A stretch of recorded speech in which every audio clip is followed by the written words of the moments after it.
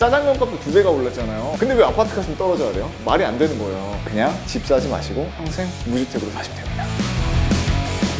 부동산을 직접 찾아서 돌아다녀봐야 된다 이런. 여러분들한테 제가 말씀드리고 싶은 게 전세 기준으로만 말씀드릴게요. 요즘 월세를 안 보니까 다방, 직방, 피터팬, 네이버 다양한 광고 플랫폼들이 있습니다. 거기에 보면 물건들이 엄청 많이 올라와 있어요. 근데 아까 제가 지금 실상을 말씀드렸죠. 물건이 막 한 지역에 100 몇 개씩 있는 게 말이 될까요? 안 되죠. 근데 왜 올라와 있죠? 그 물건들이 과연 있을까요? 솔직히 좀 제가 모든 게 다 허위라고 할 수는 없지만 대다수의 물건들이 허위가 많을 거예요. 전세도요. 요즘은 월세보다 전세 매물들을 더 많이 올려놔요. 그만큼 전세 매물들을 많이 찾기 때문에. 그럼 내가 이 허위 매물에 속지 않기 위해서 어떻게 해야 되냐라는 거거든요. 솔직히 안 당할 수는 없어요. 그럼 내가 이걸 당했을 때 어떻게 대처해야 되는지에 대해서 간단하게 알려드릴게요. 피할 수는 없습니다, 여러분들. 우리가 인터넷에서 보고 있는 대부분의 집들은 거의 없다고 보시면 돼요. 그만큼 암울해요. 왜? 막상 내가 가서 진짜 그 지역을 돌아보이잖아요. 그러면 내 현실이 보여요. 내 눈앞에 펼쳐진 현실이 보입니다. 그 현실을 빨리 인정할 줄 알아야 돼요. 어쩔 수가 없어요. 집이란 게 뚝딱뚝딱 나오는 게 아니잖아요. 어쩔 수 없이 인정을 해야 되고요. 계속 발품을 팔아야 돼요. 예전 같은 경우에는 발품을 팔라고 했을 때 보다 보면 더 좋은 집이 나올 거라 생각하는데 요즘은 집들이 안 나오기 때문에 계속 발품을 팔다 보면 1억, 1억 1천, 2천, 3천 했을 때 어떤 집이겠구나가 대충 그려져요. 그럼 나중에 돌다 보면 진짜 운 좋게 지금 살고 있는 세입자가 나가면서 나오는 집들이 있어. 그럼 그 집을 딱 봤을 때 느낌이 들겠죠. 아무것도 모르는 상태에서 그 집을 보면 안 좋아. 근데 내가 이미 집을 한 10개 보고 인지가 됐어. 그때 그 집을 보면 좋아. 그럼 계약을 할 수 있을까요? 없을까요? 그렇게 되면 계약을 하게 돼요. 그래서 제가 발품을 팔라고 하는 거예요. 현실을 하루라도 빨리 인정을 하고 인지를 하고 내가 원하는 100점짜리 집을 구하는 게 아니라 적어도 이것만 잡으면 내가 살 수 있겠다라는 집을 잡으라는 겁니다. 눈을 좀 많이 낮추셔라 라는 거예요. 여러분들, 우리가 인스타나 카카오톡을 봤을 때 솔직히 제 사진도 내가 아니잖아요.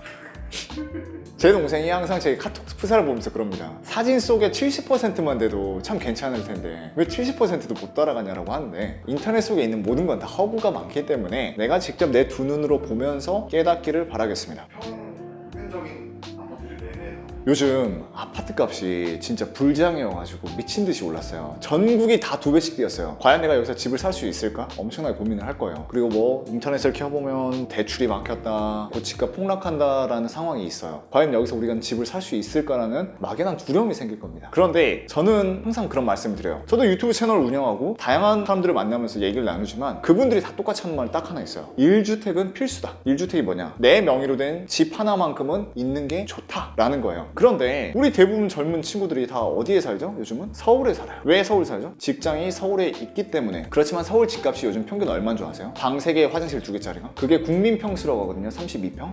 84제곱미터인데 그게 지금 평균 12억을 돌파했습니다. 그러면 과연 12억짜리 아파트를 내가 살 수 있을까? 아니요, 절대 못 사요. 솔직히 말씀드릴게요. 저도 못 사고요. 진짜 초대박 나지 않는 이상 우리 직장인 월급으로는 여러분들도 못 사요. 그럼 과연 내가 여기서 어떻게 해야 될까? 이건데 고민을 할 필요가 있어요. 먼저 아파트를 살려면 과연 최소한 내가 얼마가 있어야 되냐, 이거부터 궁금하실 거예요. 지역마다 차이가 있겠지만 사는 방법마다도 차이가 있겠지만 최소 5천에서 7천은 있는 게 좋은 것 같아요. 현금. 그럼 내가 5천에서 7천이 있으면 어떻게 할 수 있냐 이거죠. 이걸로 첫 번째 방법은 갭 투자가 있습니다. 갭 투자의 방법은 뭐죠? 이미 전세로 살고 있는 집이 있는데 거기에 내가 그거를 사는 거예요. 쉽게 말해서 2억 5천짜리 집이 있는데 2억의 전세가 들어가 있다. 그럼 내가 필요한 현금은 얼마죠? 5천만 원만 있으면 그 집을 내가 전세를 끌어안고 살 수가 있어요. 그러면 이런 또 걱정할 수 있어. 아니, 전세 세입자 나가면 어떡해? 재계약 안 한다고 하면 어떡해? 그럼 전세 세입자를 또 구하면 돼요. 그러면 이제 여기서 또 리스크가 하나 더 생깁니다. 맞췄는데 전세 가격이 떨어지면 어떡해? 근데 만약에 반대로 전세 가격이 오르면 어떻게 돼? 그럼 내가 돈이 줄어들죠. 그런 장점이 있어요. 근데 반대로 전세값이 떨어질 수도 있어요. 그래도 저는 사라고 해요. 그런데도 또 어떤 분들이 이래요. 아, 전세값 떨어지고 또 아파트값까지 떨어지면 어떡해? 그럼 저는 딱 하나 말합니다. 그냥 집 사지 마시고 평생 무주택으로 사시면 됩니다. 결국 아파트 사는 것도 투자잖아요. 올라갈 수도 있고 내려갈 수도 있는 게 투자거든요. 그런데 항상 나오죠. 뉴스를 보면 전국의 아파트 값이 어땠죠? 천천히 우상향했어요. 그런 생각을 할 필요 있습니다. 정말 가슴에 손을 얹고 얘기해보자는 거예요. 우리는 월급쟁이로서, 직장인으로서 매년마다 월급 인상을 하거나 연봉 협상을 하죠. 근데 연봉 동결되거나 떨어지면 어떻게 돼요? 기분 나쁘고 하기 싫고 퇴사하죠. 자, 보세요. 내 월급은 계속 올라가기를 바라면서 왜 아파트 값은 떨어지기만 바라는 거죠? 아파트 값도 결국 물가이기 때문에 물가 가치 상승률을 반영해서 조금씩 올라가거든요. 근데 내 월급은 올라가길 바라면서 아파트 값은 떨어지길 바란다. 이거 욕심 아닌가요? 아니, 진짜로. 우리 양심을 손으로 얹고 하다못해 새콤달콤이 얼마인 줄 아세요? 우리 어렸을 때 새콤달콤 얼마였죠?